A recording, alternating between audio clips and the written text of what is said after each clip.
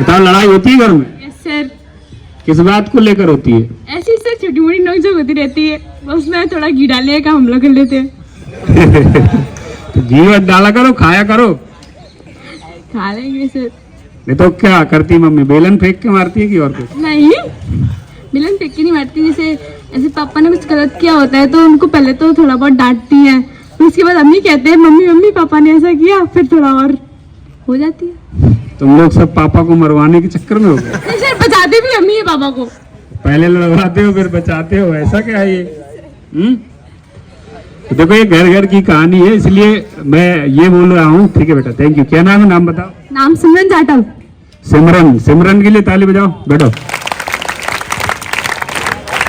दो पेड़ आपस में हवा चलती है तो क्या होते हैं? पवन। देखो, पवन की मुस्कुराहट बता रही कि वो डेली टकराता है। हवा चलती है तो टकराते हैं ना पेड़।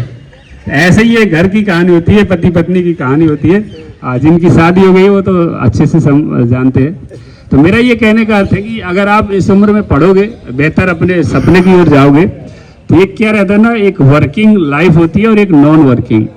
ठीक है, जो महिला होती है या पत्नी है या माँ है अपनी, वो घर पे दिन भर रहती है और पिताजी क्या करते हैं? बाहर काम करने जाते हैं। ठीक है, तो वो काम के थके हुए आते हैं तो वो चाहते हैं कि आराम मिले, और जो महिला घर पे उसे चाहती है कि जब पति आए घर पे तो उनसे बात करे।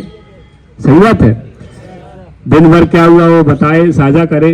तो चूंकि ये ऐसी परिस्थिति बन जाती है कि पति ये चाहता नहीं, वो चाहता है आराम करे और पत्नी चाहती है कि उससे बात करे।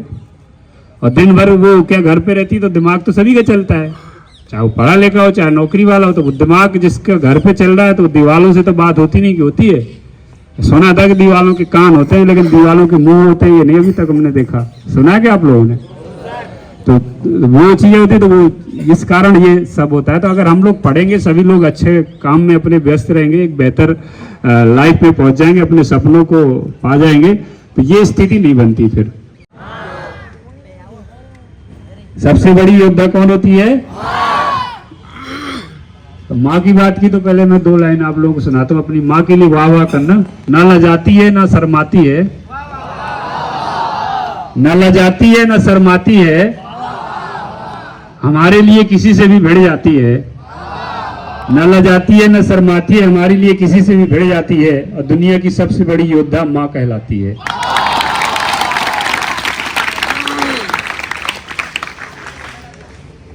भले ही लोग कहें कि अनपढ़ व्यक्ति कुछ नहीं कर पाता, लेकिन एक माँ अनपढ़ होकर भी अपने बेटे को डीएसपी बनाती है। मैं कैसे है? गुड, बढ़िया, बैठो। ऐसे ही रहना है। हमें कैसे रहना है? बहुत बढ़िया। ताली बजाने के फायदे बता दूं पहले आप लोगों को, तो बजाते रहोगे कि जब हम ताली बजाते हैं तो क्या होता है? हाथ में आपस में घर्षण होता है। जब हाथों में घर्षण होता है तो क्या होता है? पसीना आता है, निकलता है पसीना। और जब पसीना निकलता है हथेली में तो क्या होती है? खुजली। और जिसकी हथेली में खुजली हो उसके पास क्या आता है? हाँ, तो फायदे के लिए ताली बजाते रहना। ठीक है, जैसे पैसे से प्रेम हो तो ताली बजा दे।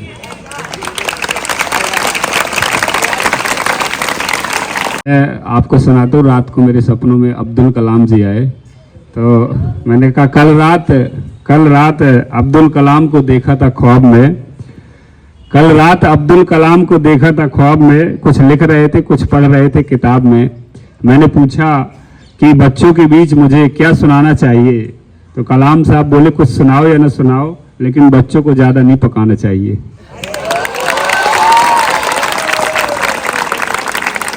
इसलिए मैं अभी जो भी आपसे बात करूंगा आधा एक घंटे, मेरा प्रयास रहेगा कि ज्यादा पकाऊंगा नहीं।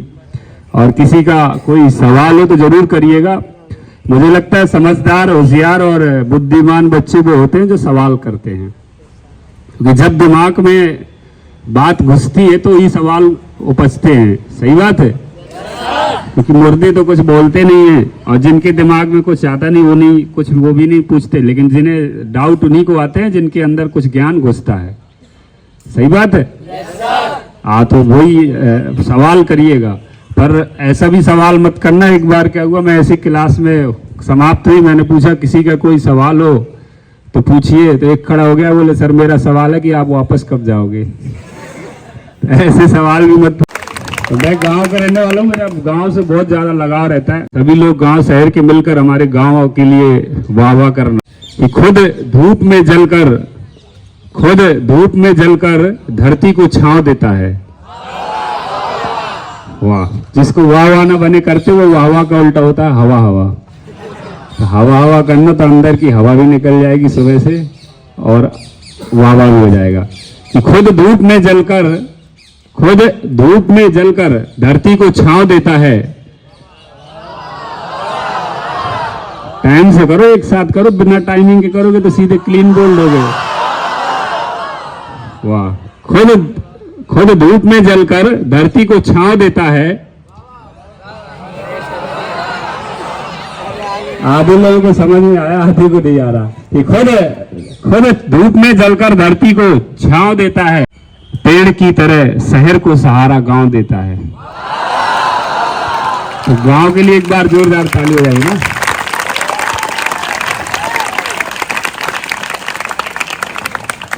कि सड़क किनारे पेड़ हैं और पेड़ों की घनी छांव है। सड़क किनारे पेड़ हैं और पेड़ों की घनी छांव है। मेरा भारत सबसे सुंदर और भारत में सबसे सुंदर मेरा गांव है। अब तुम लोग पकड़ लियो, वाह वाह वाह वाह। तो मैं अपनी थोड़ी सी जर्नी बताऊंगा और आप लोगों को कैसे पहुंचना है ये बताऊंगा, क्योंकि ये मेरे लिए पहला अनुभव। मैंने इसके पहले कभी नहीं देखी कि एनसीसी नेवल की भी होती है। हमारे क्षेत्र में नहीं थी, हमारे यहाँ सिर्फ एनसीसी होती थी जिसमें समोसा और केले बंटते थे। आज भी बंटते हैं क्या? तो कोई बदलाव नहीं हुआ। अरे यार, क्या मिलना चाहिए बताओ? क्या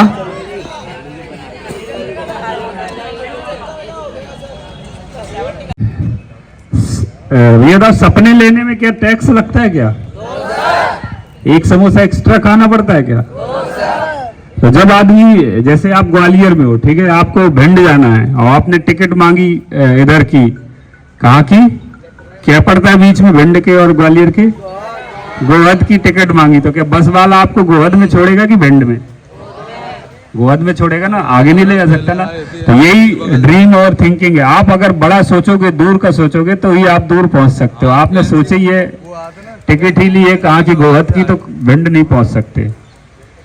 तो लाइफ में बड़ा सोचिए, अब बड़ा करने का प्रयास करिए।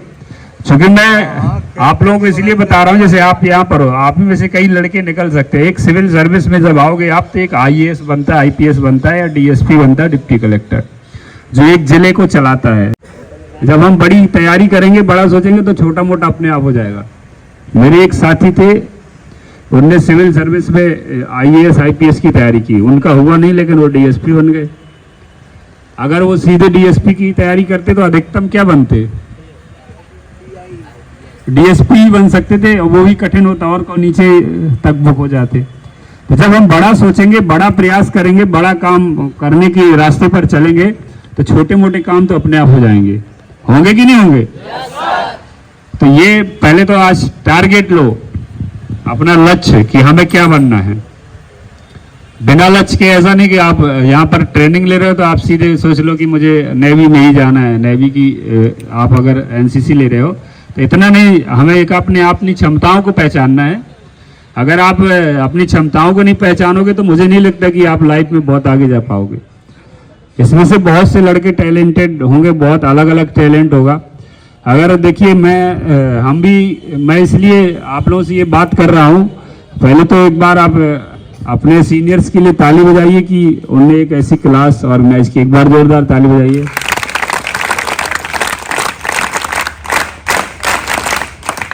क्योंकि जो अपने सीनियर्स के लिए नहीं बजाएगा ताली, उसके सपनों में आएगी भूतनी काली, और फिर भूतनी काली आ जाएगी, मान लो चिपक गई तो एक बार जोरदार ताली बजाओ भाई इनके लिए, सबके लिए। दुनिया में ऐसी कोई चीज नहीं है जो बहुत असंभव हो। क्या है कोई ऐसी चीज जो असंभव हो? कोई भी काम कठिन हो सकता है, कठिनतम हो सकता है, लेकिन असंभव नहीं हो सकता।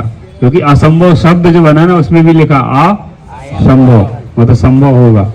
इम्पॉसिबल को अगर आप विच्छेद करो तो क्या बोलता है वो, जानते हो ना, आई एम पॉसिबल, मतलब मैं संभव हूं। अगर प्रयास किया जाए, बार बार प्रयास किया जाए, तो फिर हम बड़े काम की ओर क्यों नहीं चले। बड़ा अच्छे लेना चाहिए कि नहीं लेना चाहिए। तो ये चीज आज अपना टारगेट लो, आपको क्या बनना है, आपकी क्या क्षमताएं हैं। एनडीए की तैयारी कौन कौन करना चाहता है, बहुत बढ़िया। उसके लिए क्या अच्छी चाहिए, मैथ एंड इंग्लिश, मैथ और इंग्लिश। इंग्लिश। तो अभी से तैयारी करना शुरू करो। देखो जो अभी से तैयारी करेगा उसी का भविष्य बेहतर होगा, और जो सोचेगा कि 12वीं के बाद हम शुरू करेंगे, तो फिर मुझे लगता है कि सब समय निकल चुका होता है, फिर कुछ नहीं होता। क्योंकि कोई ऐसा सवाल नहीं आएगा जो आपने 1 से लेकर 12वीं तक नहीं पढ़ा हो, उसका एक्सटेंडेड रूप आ जाता है, कई बार थोड़ा सा टफ आ जाता है, लेकिन कोई ऐसा सवाल नहीं आता जो आपने बिल्कुल लगे कि आपने इस बारे में तो कभी अध्ययन ही नहीं किया, कहीं सिलेबस में ही नहीं था। एक टीचर होता है ना, इंसान होता कि नहीं होता। गुरु को बहुत बड़ा माना गया है, लेकिन किताब कभी गुमराह नहीं करती, किताब कभी गुमराह नहीं करती। किताब सच बोलती है, जो उसमें लिखा है वही बोलती है। किताब कभी भेदभाव नहीं करती, कि करती है ये गरीब का लड़का है तो इसमें कुछ गलत लिखा फैक्ट मिल जाए इसने, लेकिन किताब बिल्कुल सच बोलती है और सही लिखा बोलती है, कोई भेदभाव नहीं करती, ना कभी गुमराह करती। सही है। कोचिंग कौन कौन जाता है बताओ। एक कोचिंग चल रही थी, ऐसे ही लड़के आते हैं आजकल कोचिंग में, सीआई साहब भीड़ लगती है, समझ लो, मान लो सीआई साहब कोचिंग चला रहे हैं आपकी, ठीक है, इनको कोचिंग का सर मान लो। ये क्या हुआ कि कोचिंग कराते रहे तो लड़कों में और लड़कियों में कंपटीशन हुआ कि हर एक सवाल का जवाब ये लड़का देता है, लेकिन सर का फेवरेट स्टूडेंट कौन है, लड़का या ये लड़की। तो लड़के पीछे पड़ गए कि कौन है, तो सर से पूछा तो सर ने बताया नहीं कौन है, बोले सब मेरे फेवरेट हैं। बोले नहीं सर ऐसा नहीं होता है, एक होगा वो तो फेवरेट तो एक ही रहता है, बाकी आप ये कह दो कि सब अच्छे हैं तो बात है। तो सीआई साहब ने बताया नहीं कि कौन फेवरेट है। लड़के पीछे गए, लड़कों ने देखा कि एक दिन सीआई साहब एक लड़की के घर गए, वहां से बढ़िया निकल रहे थे शाम को, तो लड़के कोचिंग ही नहीं गए और बैठ गए बाहर कोचिंग के। बोले सीआई साहब आज आपको बताना पड़ेगा आपका फेवरेट स्टूडेंट कौन है, वो लड़की है या ये हमारा भाई जो हर एक सवाल का जवाब देता है और पढ़ने में होशियार है।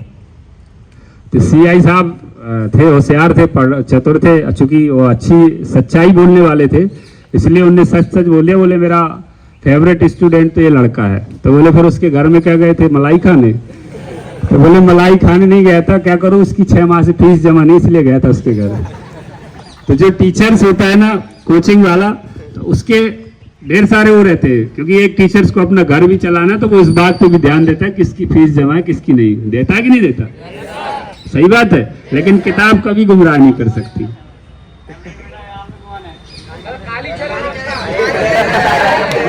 कौन है भाई कालीचरण की किताबों से नफरत सी हो गई थी, किताबों से नफरत सी हो गई थी, न जाने किससे मोहब्बत सी हो गई थी, जुर्म अपना कबूल करना पड़ा जब हमारे अपनों को हमसे शिकायत सी हो गई थी। फिर मैंने पढ़ना शुरू किया। मैं आपको इसलिए बता रहा हूं कि शायद आप में से कुछ लोग मोटिवेट को। फिर मेरे को 3 अगस्त 2015 को जब मैंने पुनः पढ़ना शुरू किया, पीएससी की तैयारी की 15 महीने ही बीते थे। 7 अक्टूबर 2016 मेरा जब रिजल्ट आया उसके बाद तो मैं डीएसपी बन गया था। तो कहीं ना कहीं जिस दिन मैं डीएसपी बना, जब मैं जंगल में उस समय फॉरेस्ट गार्ड था, लौट के आया तो मेरी माँ भावुक थी। जो भाई ने बोला कि हम जब सोचते हैं कि एक माँ हमारी साड़ी लेने के लिए 10 बार सोचती है, तो हमें सोचना चाहिए 25 बार कि हम ये कदम रख रहे हैं गलत जगह पर, या इस रास्ते पर रख रहे हैं, तो इसका क्या परिणाम होगा। तो वो माँ के भाव थे, मैं आप लोगों को 2 लाइन में सुनाता हूँ। मेरी माँ का कहना था कि ऐ गरीबी देख तेरा गुरूर टूट गया, तेरा मुंह काला हो गया। ऐ गरीबी देख तेरा गुरूर टूट गया, तेरा मुंह काला हो गया। तू मेरी दहलीज पर बैठी रही और मेरा बेटा पुलिस वाला हो गया। मेरा ये कहने का अर्थ है दोस्तों, पढ़िएगा, बहुत खुशी होती है।